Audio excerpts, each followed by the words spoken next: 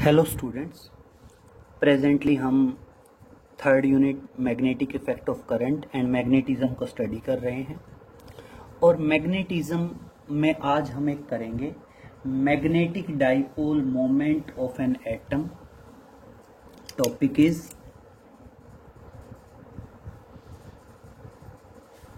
Magnetic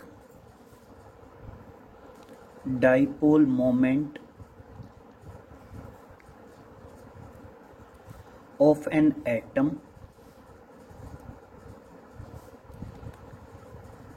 due to revolving electron। अब समझिए क्या है, हमने मैग्नेटिक डाइपोल मोमेंट निकालना है। और किसका मैग्नेटिक डाइपोल मोमेंट निकालना है? किसी एटम का। और किसकी वजह से बेटा? Due to revolving electron. अब मान लीजिए एटम में न्यूक्लियस होता है सेंटर में, और मान लीजिए इलेक्ट्रॉन रिवॉल्व करता है around the nucleus on a circular path with centre O and radius R। Clear? और अब बेटा इंट्रोडक्शन लिख देंगे थोड़ा सा। Consider an atom with center O, consider an atom in which electron is revolving around the nucleus on a circular path with center O and radius R। Clear? अब समझिए ये एक point. Now magnetic dipole moment M that is equal to I into A। अब ये point समझिए बेटा, ये आपको पता होना चाहिए, नोट में डाल लें। That is magnetic dipole moment of current carrying coil. Current carrying coil. मान लीजिए कोई क्वाइल है, उस क्वाइल के अंदर करंट फ्लो कर रहा है। उस क्वाइल का जो मैग्नेटिक डाइपोल मोमेंट होता है वो NIA के बराबर होता है।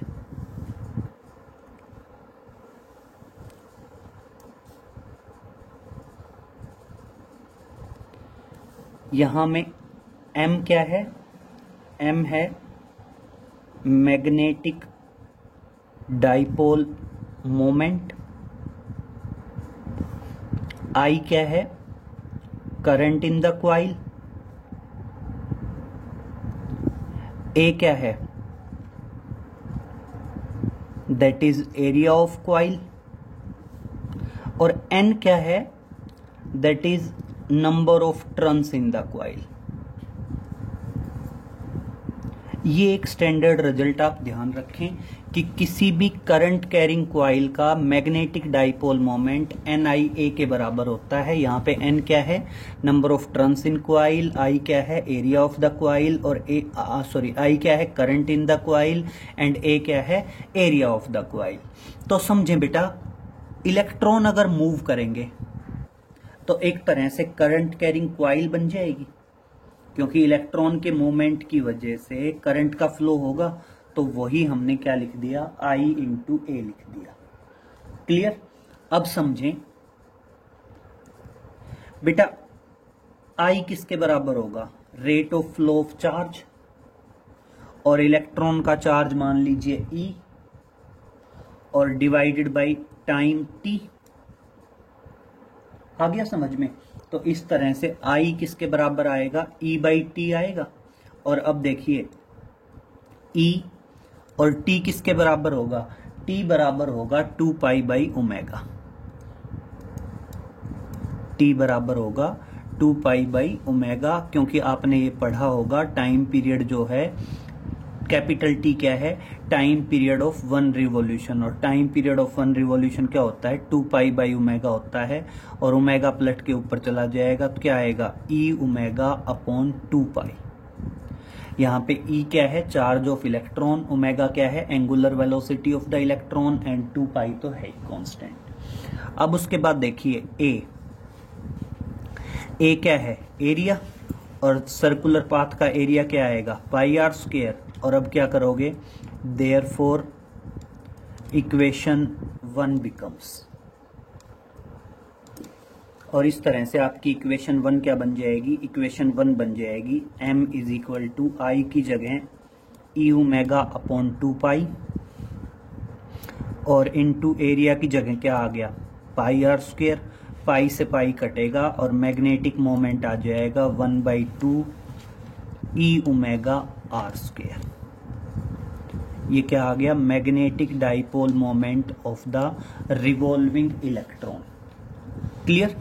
अब वो यहां पे कहता है यार हमें ई तो पता है चार्ज ऑफ इलेक्ट्रॉन, लेकिन हमें ओमेगा और आर तो नहीं पता। तो इसलिए वो क्या करता है, आगे रेफरेंस यूज करता है बोहर थ्योरी का।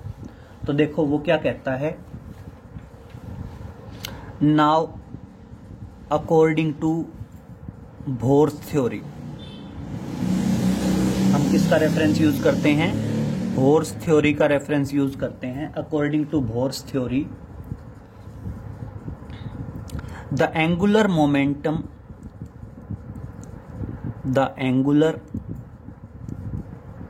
मोमेंटम of revolving electron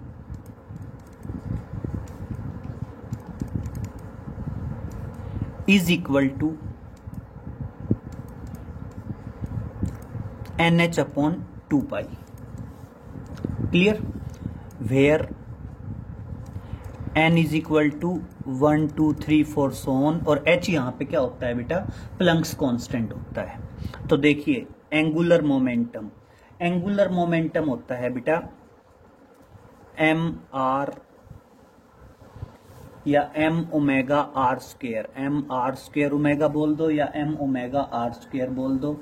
और एंगुलर मोमेंटम किसके बराबर बताया है, एन एच अपॉन 2 पाई के बराबर बताया है। तो इसलिए आप ये कह सकते हैं ओमेगा आर स्क्वायर किसके बराबर आ जाएगा, एन एच अपॉन 2 पाई एम। और अब क्या करोगे, put this value in equation 2, put this value in equation 2। Value को हम कहाँ रखेंगे, इक्वेशन 2 में रखेंगे।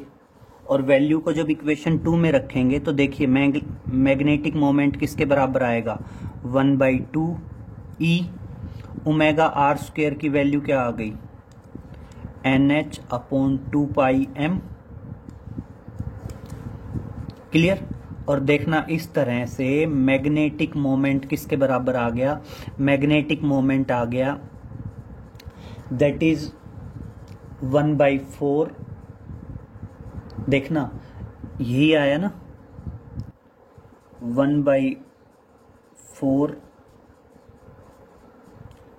EH, 1/4 कर दो, चाहे 1 का तो कोई मतलब नहीं है, EH/4 पाई एम, और इनटू क्या आ गया, N। यही आया ना। अब उसके बाद देखिए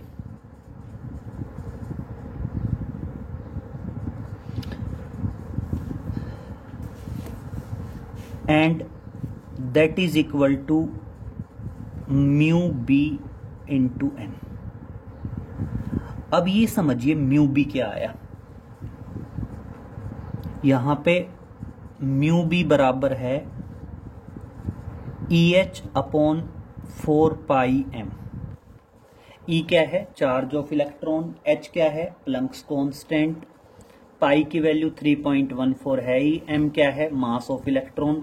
सारी चीजें कांस्टेंट हैं और इसीलिए इसको कहा जाता है कांस्टेंट, और this constant is known as Bohr's magneton. This constant is known as Bohr magneton. Clear. और ये एक कांस्टेंट है। इस कांस्टेंट की वैल्यू आएगी बेटा, सबकी वैल्यू पुटअप करेंगे। ई क्या है, charge of electron 1.6 into 10⁻⁻19। H क्या है, प्लंक्स कांस्टेंट, वैल्यू है 6.6 इंटू 10⁻34। पाई की वैल्यू 3.14 एंड एम की वैल्यू आ गई 9.1 इंटू 10⁻31। जब सबकी वैल्यू पुटअप करेंगे, सोल्व करेंगे, तो ये वैल्यू आएगी 9.27 इंटू 10⁻24। अब एक बात समझिए बेटा, n क्या है, प्योरली एक नंबर है 1 2 3। तो सिंपल सा मतलब है, जो बोहर मैग्नेटॉन की मेजरिंग यूनिट होगी वही मेजरिंग यूनिट होगी मैग्नेटिक मोमेंट की। और मैग्नेटिक मोमेंट वैसे भी देख लो, I मतलब एम्पियर, ए मतलब area metre square, n purely एक नंबर है ही, तो इसलिए क्या आती है, मेजरिंग यूनिट आती है एम्पियर मीटर स्क्वायर। क्लियर, ध्यान रहेगा, ये बोहर मैग्नेटॉन, और ये हम पहले भी पढ़ चुके हैं कि मैग्नेटिक मोमेंट की measuring unit ampere metre square होती है। काफी इंपॉर्टेंट टॉपिक है, magnetic moment of the atom due to revolving electron. चाहे ये रिजल्ट बताओ, चाहे ये रिजल्ट बताओ, चाहे ये रिजल्ट बताओ, बस आपको ध्यान रहे कि बोहर मैग्नेटॉन की वैल्यू ये होती है। क्लियर, चलें अब इसी से रिलेटेड ये टॉपिक तो कंप्लीट हो गया है, कुछ छोटे छोटे से पॉइंट्स हैं वो देखते हैं। तो देखिए,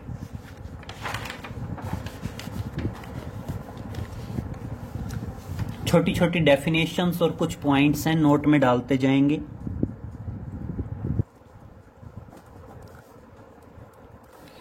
सबसे पहला point, what is gyromagnetic ratio. देखिए, एक होता है what is gyromagnetic, that is जायरोमैग्नेटिक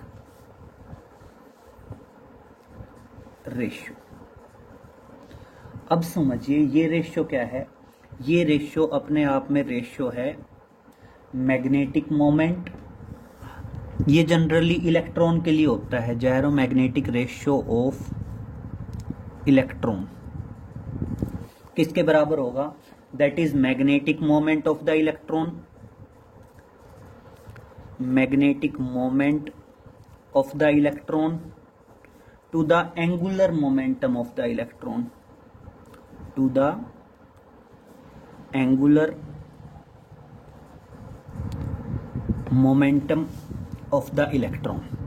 clear, तो देखिए आप यहां पे क्या बताओगे, मैग्नेटिक मोमेंट की वैल्यू अभी अभी आई है 1/2 e ओमेगा आर स्क्वायर, और एंगुलर मोमेंटम अभी पढ़ा था m omega r square.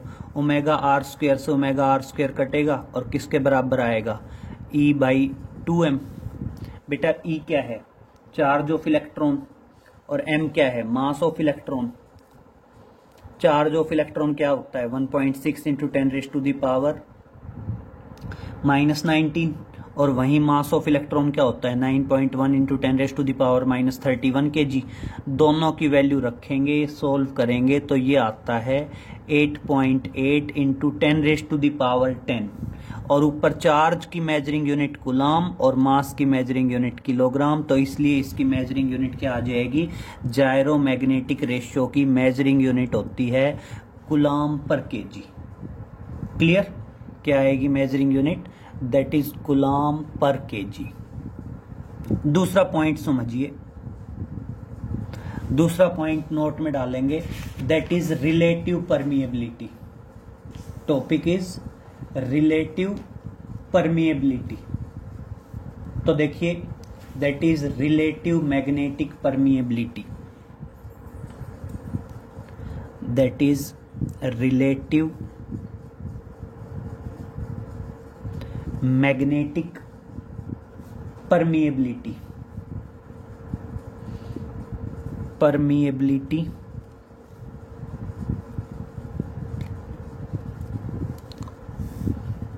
Of material, किसी भी मटेरियल की हो सकती है। Relative magnetic permeability of material को जनरली म्यू आर से डिनोट करेंगे, और ये किसके बराबर होगा, म्यू बाई म्यू नॉट के बराबर होगा। क्लियर। म्यू क्या है? म्यू है magnetic permeability of medium. Mu क्या है आपका? That is magnetic permeability of medium. और म्यू नॉट क्या है? That is magnetic permeability of free space. Clear. अब मैग्नेटिक परमिएबिलिटी मटेरियल की किस मेजरिंग यूनिट क्या होती है? Tesla metre ampere -1। और परमिएबिलिटी फ्री स्पेस, इसकी मेजरिंग यूनिट भी क्या होती है? Tesla metre ampere -1। और बेटा दोनों की मेजरिंग यूनिट कट जाएगी, और इसीलिए ध्यान रखना आपकी जो रिलेटिव मैग्नेटिक परमिएबिलिटी होती है इसकी ना तो कोई मेजरिंग यूनिट होती है और इसका ना कोई डायमेंशनल फॉर्मूला होता है। ध्यान रहेगा, that is relative magnetic permeability. Clear. अब इसी पे नेक्स्ट पॉइंट आता है, that is susceptibility, magnetic susceptibility.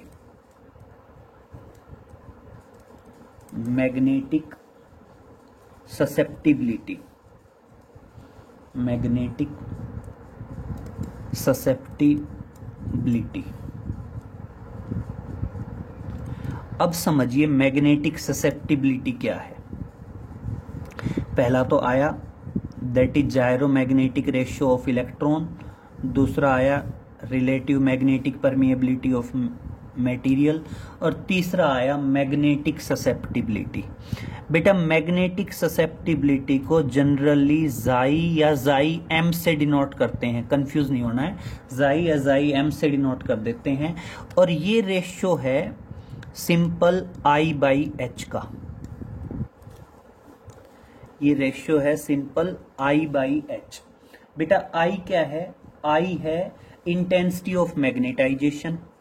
I क्या है?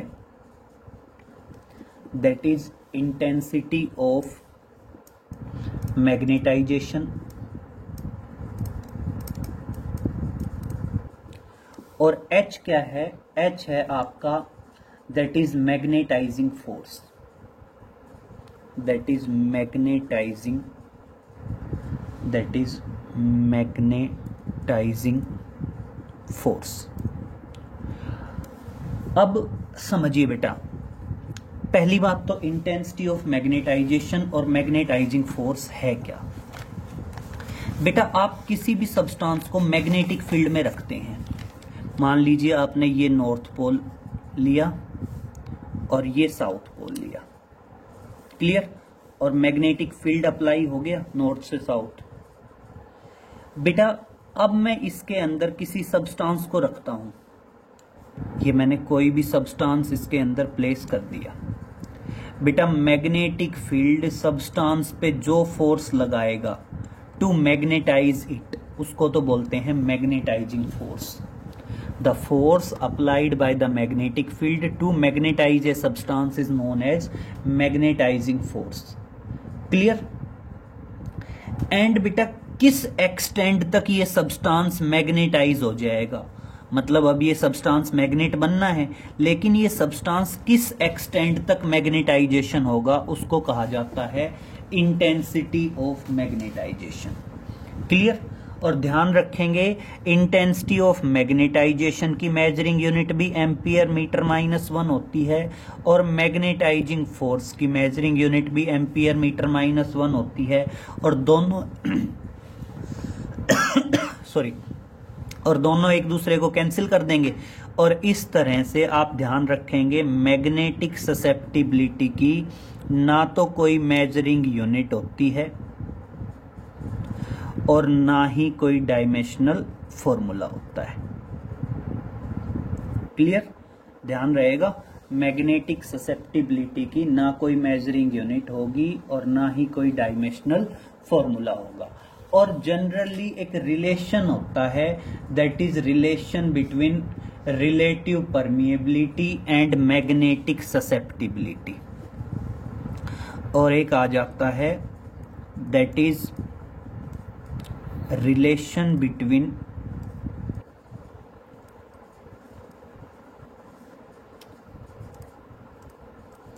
Relative magnetic permeability and magnetic susceptibility, magnetic susceptibility। Clear? मैंने रिलेशन बताना है रिलेटिव मैग्नेटिक परमिएबिलिटी और ससेप्टिबिलिटी में, तो ध्यान रखना रिलेटिव मैग्नेटिक परमिएबिलिटी और ससेप्टिबिलिटी में रिलेशन होता है mu are is equal to 1 plus chi M. Clear? This is the relation between relative magnetic permeability and susceptibility. ये थोड़ा सा पॉइंट इंपॉर्टेंट है। हमने प्रीवियस लेक्चर में जो डिफरेंस बिटवीन डाई, पैरा और फेरोमैग्नेटिक सब्सटेंस किया था, तब भी हमने कंक्लूड किया था कि रिलेटिव परमिएबिलिटी क्या होगा, मैग्नेटिक परमिएबिलिटी ऑफ मीडियम या सब्सटेंस जो भी है, मैग्नेटिक परमिएबिलिटी ऑफ मीडियम कह दीजिए या जो भी सब्सटेंस है वो, और म्यू नॉट क्या है, magnetic permeability of free space, और दोनों का जो रेशियो होता है उसे ही कहा जाता है रिलेटिव मैग्नेटिक परमिएबिलिटी।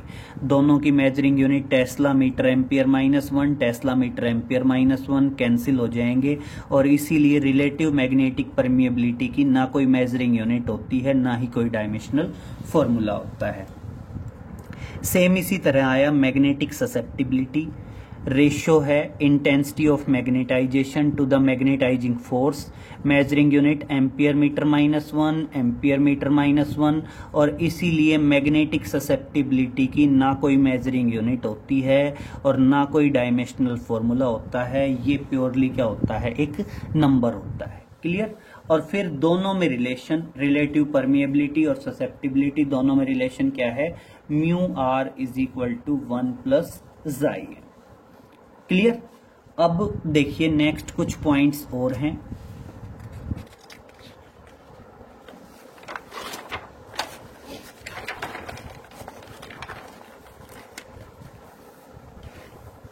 देखो बेटा, दो चीजें होती हैं। एक तो होता है आप परमानेंट मैग्नेट बनाना चाहो, और एक होता है आप स्ट्रॉन्ग इलेक्ट्रोमैग्नेट बनाना चाहो। दो चीजें हैं, एक तो आप चाहो परमानेंट मैग्नेट बनाना और एक आप चाहो स्ट्रॉन्ग इलेक्ट्रोमैग्नेट बनाना।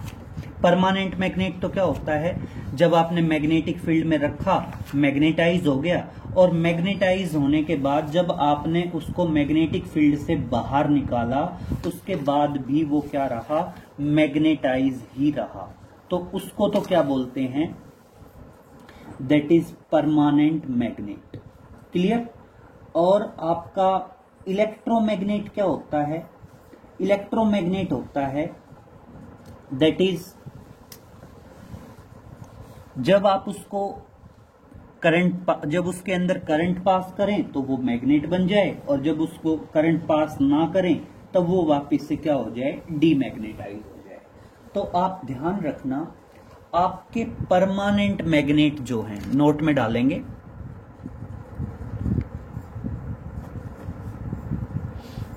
पहला पॉइंट क्या है,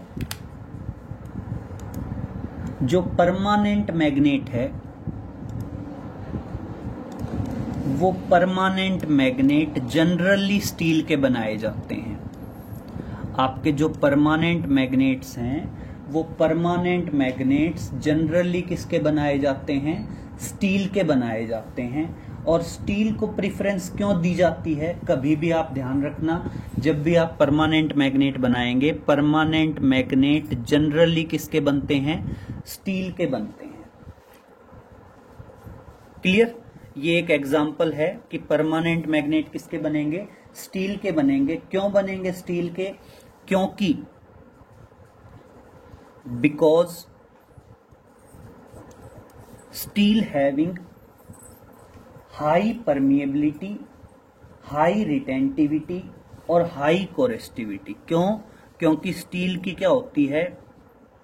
हाई रिटेंटिविटी होती है, high retentivity,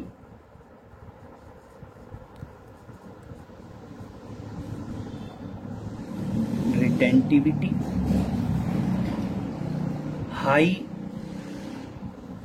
कोरेसिविटी, that is high coercivity, और साथ में high permeability, high permeability. Clear? तो पहला पॉइंट क्लियर हुआ कि परमानेंट मैग्नेट किसके बनेंगे? स्टील के बनेंगे। और क्यों बनेंगे स्टील के? क्योंकि स्टील की रिटेंटिविटी भी हाई होती है, कोरेस्टिविटी भी हाई होती है और परमिएबिलिटी भी हाई होती है।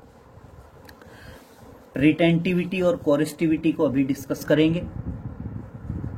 बेसिकली हम ये समझ सकते हैं कि रिटेंटिविटी ज्यादा होने का मतलब है substance gate strongly magnetised.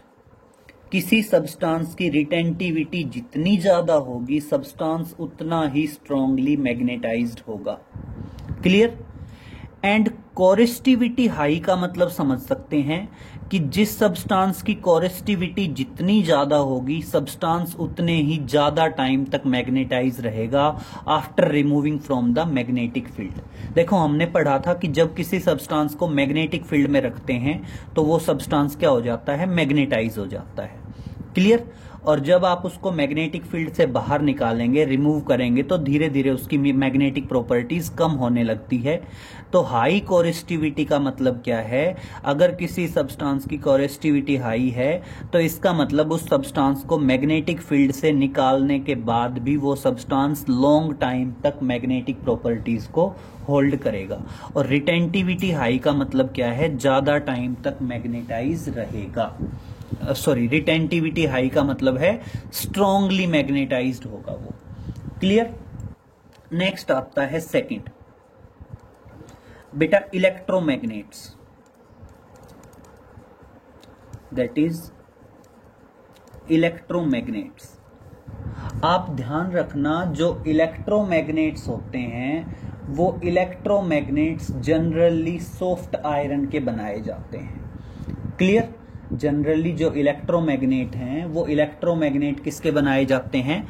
Soft iron के बनाए जाते हैं। अब बात है सॉफ्ट आयरन के क्यों बनाए जाते हैं? सेम पॉइंट, क्योंकि सॉफ्ट आयरन की हाई परमिएबिलिटी होगी। सॉफ्ट आयरन की क्या होगी? That is high permeability. Clear? इसके अलावा क्या रहेगा बेटा? इसके अलावा रहेगा low retentivity, that is low retentivity, that is low retentivity. Clear? फिर तीसरा पॉइंट होते हैं transformer course. Transformer course generally core काफी चीजों में यूज होते हैं, ट्रांसफॉर्मर में, जनरेटर में, मोटर में। जितने भी कोर होते हैं जनरली कोर बनाने के लिए प्रेफरेंस दी जाती है सॉफ्ट आयरन को। कोर बनाने के लिए प्रेफरेंस किसको दी जाती है? सॉफ्ट आयरन को प्रेफरेंस दी जाती है। क्यों दी जाती है सॉफ्ट आयरन को प्रेफरेंस? क्योंकि सॉफ्ट आयरन में हाई परमिएबिलिटी होगी। ये दोनों पॉइंट तो हैं ही, हाई परमिएबिलिटी, लो रिटेंटिविटी और साथ में क्या होगा आपका, that is low hysteresis loss, low hysteresis loss, low hysteresis loss. Hysteresis loss क्या है? जब किसी सब्सटेंस का मैग्नेटाइजेशन होता है एंड डीमैग्नेटाइजेशन होता है तो उस टाइम पे एनर्जी का लॉस होता है और उस लॉस को कहा जाता है हिस्टेरेसिस लॉस। क्लियर? किसी भी सब्सटेंस के मैग्नेटाइजेशन और डीमैग्नेटाइजेशन में जो एनर्जी का लॉस होता है उस लॉस को क्या बोलते हैं? हिस्टेरेसिस लॉस बोलते हैं। क्लियर? तो ध्यान रहेगा, ट्रांसफॉर्मर कोर सॉफ्ट आयरन के, इलेक्ट्रोमैग्नेट सॉफ्ट आयरन के, क्यों रीजन्स जरूर ध्यान रखना, और परमानेंट मैग्नेट स्टील या एक एल्निको भी होता है बेटा, एल्निको। बेसिकली एल्निको ज्यादा परमानेंट मैग्नेट बन सकता है स्टील के कंपैरिजन में, लेकिन बेटा एल्निको ना ब्रिटल होता है, काफी ज्यादा ब्रिटल होने की वजह से हम एल्निको की बजाय प्रीफरेंस किसको देते हैं? स्टील को देते हैं। क्लियर? आपका स्टील भी अलॉय है और एल्निको भी क्या है? एक अलॉय है। क्लियर? ओके बेटा, बाकी नेक्स्ट लेक्चर में मिलते हैं। Okay, thank you.